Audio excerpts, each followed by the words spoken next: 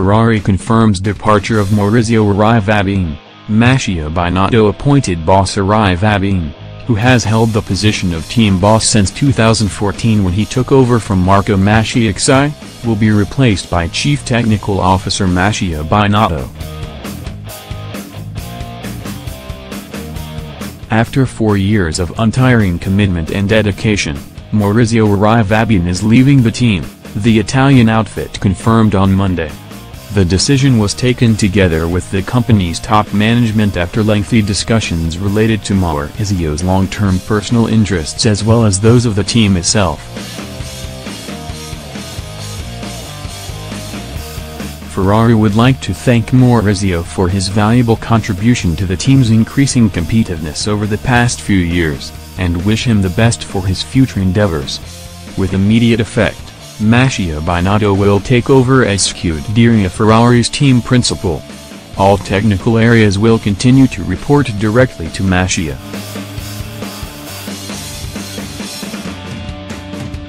Arrivabene has overseen Ferrari's re-emergence as a title contender in 2018, though the team ultimately fell short during the final leg of the season and lost out to Mercedes. A number of strategic errors, combined with unfortunate incidents for lead driver Sebastian Vettel, cost Ferrari a shot at both constructors' and drivers' titles, extending their title drought to a decade, with their last success coming in 2007 with Kimi Räikkönen in 2008 for the team.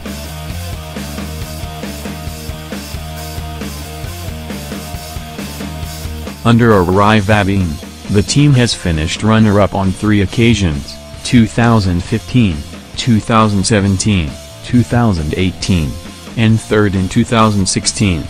Binotto, who has been with Ferrari since the mid-1990s, has held the position of Chief Technical Officer since 2016. Next news: Red Bull's Christian Horner says Dan Ticktum nowhere near Formula One level yet. Red Bull team boss Christian Horner has said Formula 3 driver Dan Ticktum is nowhere near the level Formula One demands, but reckons the 19-year-old can get there with a little more time.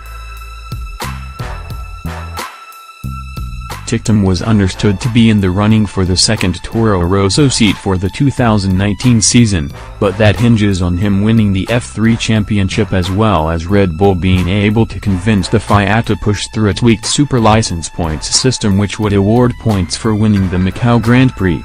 The former now looks unlikely after Mick Schumacher, son of 7-time F1 champion Michael Schumacher, took the lead of the championship, relegating longtime leader Ticktum to second with just one race weekend remaining.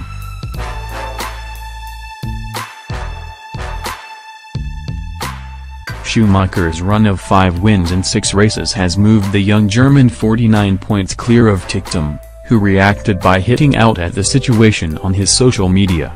"Interesting is how I would describe their pace, and I am confident many people in the F3 paddock will agree," wrote the Red Bull backtracer. "Unfortunately, however, I am fighting a losing battle as my last name is not Schumacher," he added.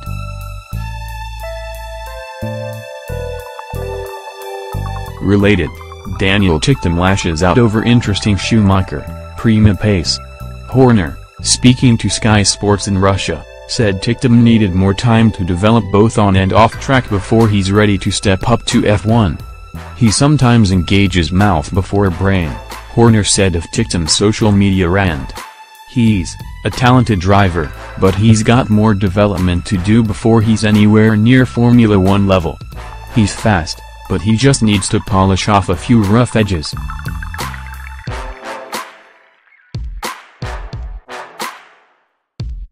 In Formula 3, Mick Schumacher is doing a great job. He's obviously been particularly dominant. They've obviously got it together in the second half of the season and he's been the man to beat. He looks very much the favorite to win the championship with 1 race to go. Toro Rosso is poised to announce Daniel Kvyat as one of its 2019 drivers this weekend. Next news: writing was on the wall for uncompromising Arrivabene. The writing had been on the wall for some time. But today came the official confirmation that Maurizio Arrivabene's time as Ferrari team principal had come to an inglorious end. History is unlikely to be kind to the Italian's tenure as head of Formula One's most famous team, his 4 years in charge accounting for almost half of the Scuderia's current championship dry spell.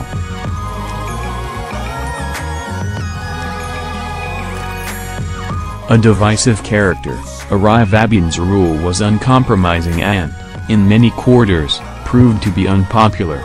And having failed once to capitalize on his team producing a car arguably the equal or better than that of their German rivals, it appears that his failure to do so a second time in 2018 was the final straw. Arrivabene had been involved with Ferrari for far longer than just his 4 years at the helm of the team. He joined Philip Morris over 20 years ago, rising within the company's ranks to find himself sat at the table of the F1 Commission a decade later as representative of all the sports sponsors. It was this experience that was cited as one of the major factors in his appointment to the role of team principal, when he was given the opportunity by Sergio Marchionne, himself still settling into his new role as head of parent company Fiat Chrysler. Despite Arrivabene's initial public-facing moves being to play up to the fanbase and exude an aura of inclusion and friendliness, his first decisions, as observed by those of us who work inside the paddock, were completely at odds with the smiles and bravado. The walls, both physical and metaphorical, were quick to go up around the team. But far from creating a safe environment in which the once mighty outfit could rebuild, it appeared that what was being built was a system built on the fear of failure. For some, Arrivabene was seen as little more than a Marchionne puppet and a man who simply did as he was ordered by a boss determined to obliterate the long shadow left by Luca di Montezemolo and establish his own legacy on the brand.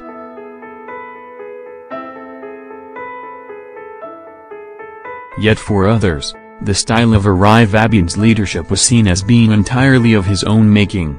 Those that had known him throughout his time with the team's longest-standing partner believed that what they were witnessing was the true side of the man, now emboldened by power and position.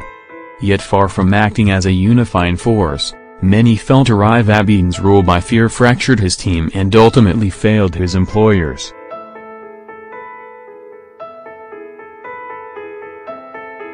The reality seemingly became one of a team that spent so long looking over its shoulder that it stumbled through not paying attention to what stood ahead.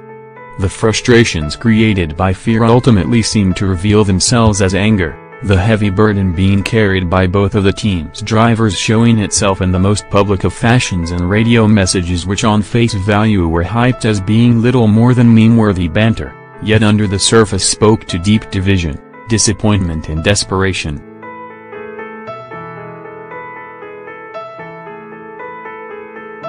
If rumors are to be believed, Sergio Marchionne had already made moves to replace his team principal.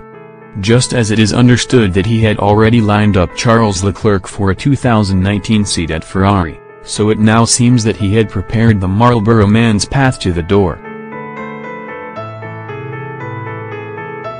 With Marchionne's sudden and tragic passing however, Arrivabene might possibly have thought he'd be given a stay of execution. And yet it was in the immediate aftermath of Marchionne's death that the pieces truly circled around Ferrari's team principal.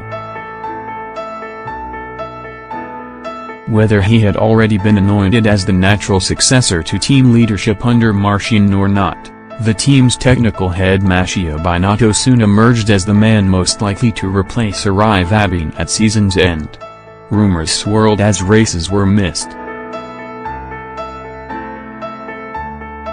Team personnel press conference lineups changed at the last minute as team politics started to creep outside the walls erected by the man who increasingly looked set to be undone by the festering infighting he'd done so much to promote within their confines. And all the while, the sharks circled. Mercedes, Renault, McLaren and apparently, they and others all offered Binotto a way out.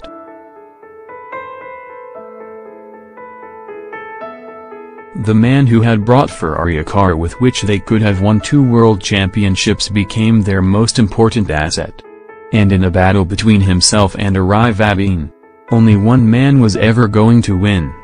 If this was football, one could argue Arrivabene might not have lasted beyond the end of 2017. And so here we are. With Ferrari moving on to their 4th team principal in 5 years, is it fair to pin so much of the blame for the team's failure to win championships on the back of one man? With the burden of such a rich and successful history, is the position now nothing but a poisoned chalice? If this was football, one could argue Arrivabene might not have lasted beyond the end of 2017. Yet motorsport, by its nature, requires far longer for the impact and influence of a new manager to play out. And so, after 4 years of his leadership, perhaps we can ably reflect on what Maurizio Arrivabene brought to Ferrari. For if it wasn't the championships that were sought, it must have been something.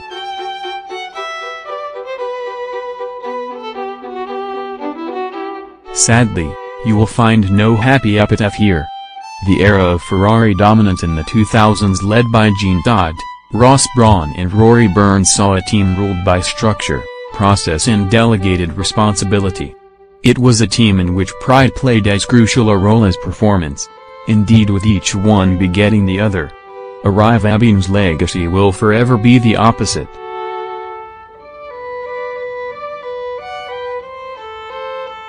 And while the indelible pride of pulling on a red shirt still existed, the joy that went along with it seemed over recent years to have fallen in short supply. With the apparent architect of the self-inflicted wounds of recent years now gone, the new year seemingly arrives with new beginnings. The man held up as the shining light and the team's most recent glories now leads the Scuderia. They have one of the greatest drivers of his generation behind the wheel of one car and one of the most exciting youngsters in a generation in the other. All who have the honor of wearing Rosso Corsa will enter the year under no illusions of the enormity of the job that stands before them. Yet all will be equally aware of the mistakes made over the last few years. One hopes that the joy of racing returns to the Scuderia in 2019 along with that basic but crucial tenet of success that performance begets pride begets performance. And that teams win and lose as one unified body.